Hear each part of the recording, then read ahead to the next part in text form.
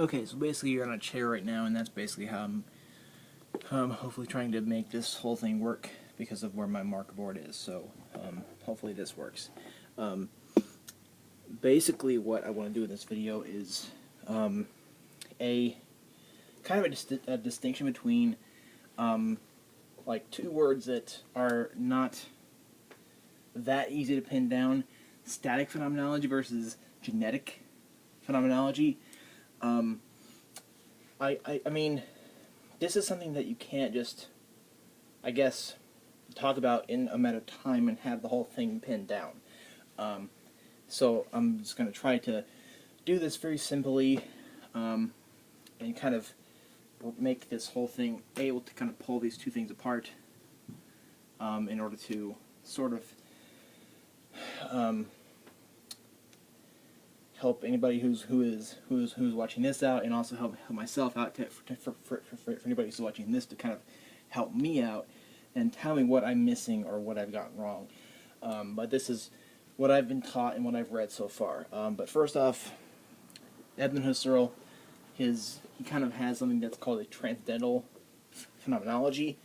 So that's kind of sort of in his later works, like following in the ideas and following. I'd say a good book to read is this Cartesian Meditations. But onto this is kind of a distinction that kind of came in Hussserl and followed Hussserl.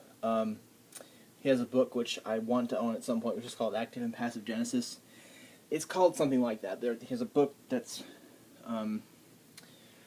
called something like that I want to have. But this is kind of what the whole thing is. This is kind of as you kind of get into some more phenomenological works and some secondary works on Hussserl,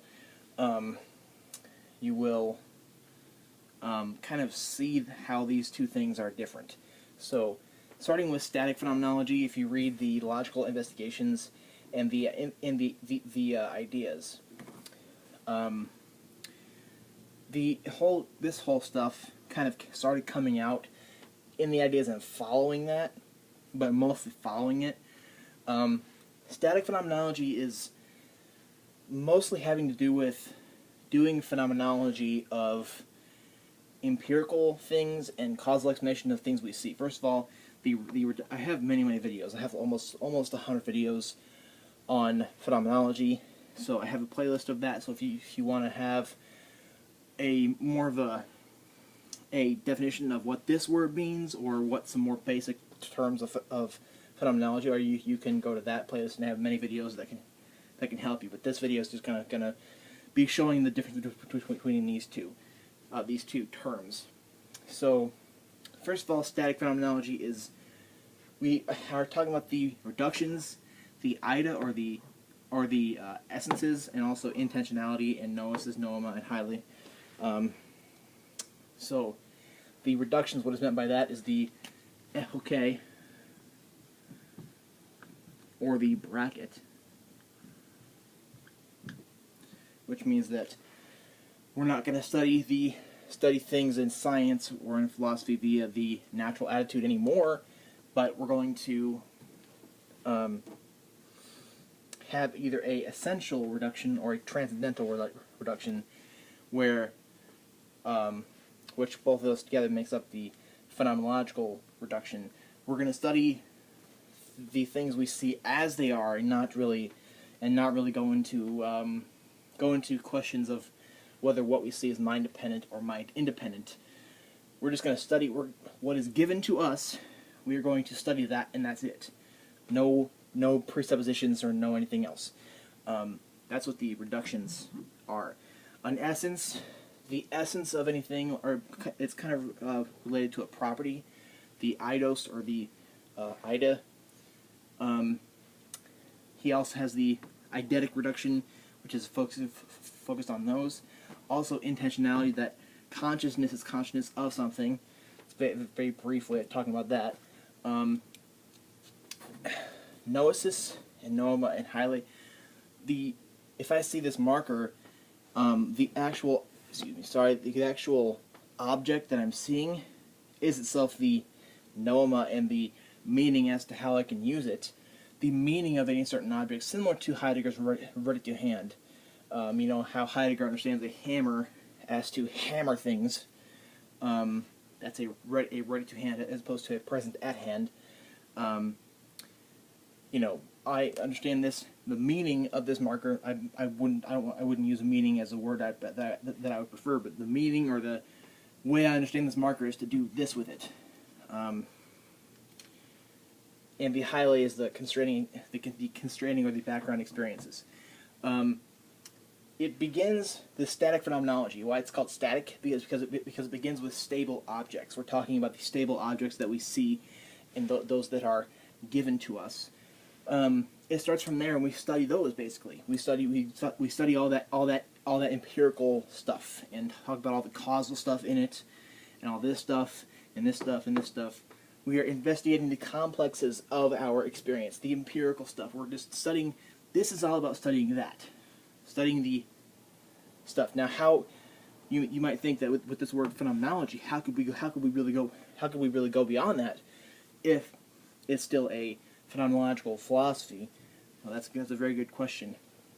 In Husserl's later works, kind of in the ideas I'm following mostly, we have, now these two terms aren't really totally made by Hussserl. They are mostly made by those following him.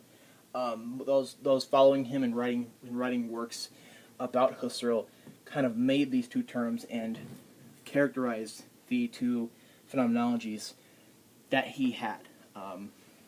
And this is kind of like a development of his thought.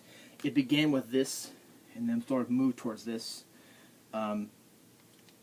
So what is genetic phenomenology? We have the term genesis. We are talking about just that, genesis. Nothing of empirical or causal explanation. Now that seems weird as to how this plus this could be in the same thing, because phenomenology is all about that. But this is like almost before that, before empirical and causal stuff, before all this stuff. Genesis as to how it came about, has to the bringing forth or the producing of objects, the a priori stuff, the stuff before this. So that's a way I would think about it. The terms active and passive genesis. Active genesis being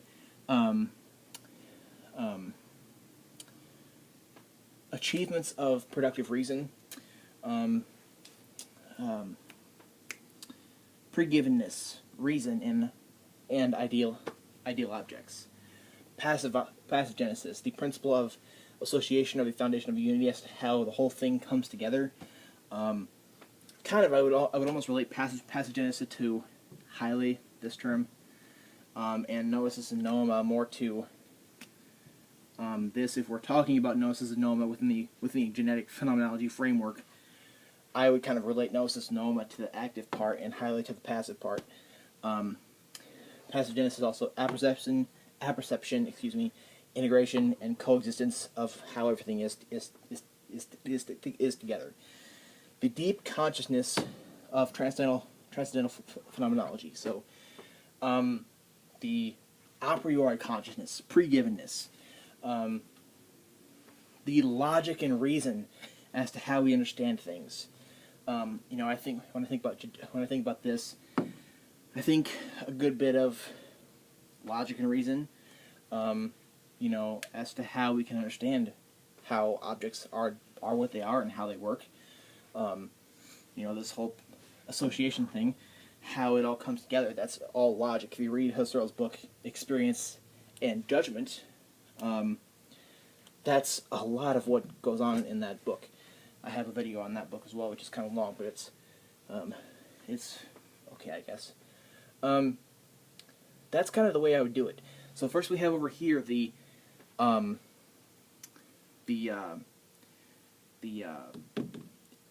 empirical and causal stuff, like studying what is a posteriori in our experiences. Like this is more of the a posteriori part of phenomenology,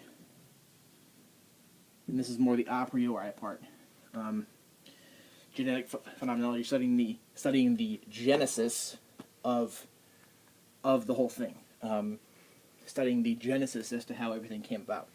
So, and a lot of this does relate to, other parts of Husserl's philosophy. It even relates to ethics. There's a book which I forget who the author is. He or she wrote something about how all of this was relating to some kind of Husserlian ethics, and I forget what that was. But this is just a little brief thing. This goes so much, like it's pretty much is so widespread and connects to so many things. This does, and of course this does. I mean, if you read basic phenomenological texts or basic phenomenological things that kind of help you to understand things, you will understand how this is widespread. But then this is also widespread, and it stretches to so many other disciplines, and I think it's pretty interesting. So, if you think I've somehow messed up or left something out, please comment below. I'd love to hear from you. Also, if you have a question, also comment below, because whenever you comment, I always get a email. It's really, really hot in here, by the way. I always get an email, and if your comment is constructive to an extent, then I will comment back to you. Thank you very much.